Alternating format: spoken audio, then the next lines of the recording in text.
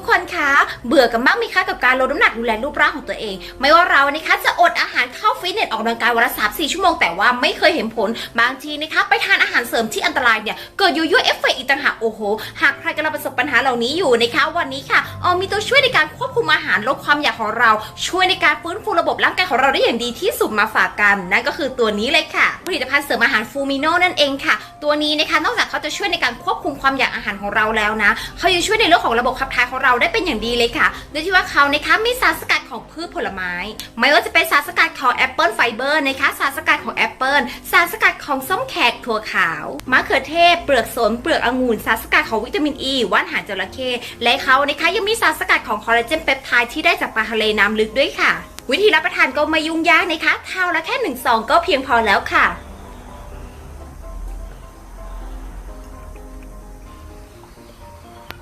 รสชาติดีหอมหวานอร่อยดื่มง่ายค่ะ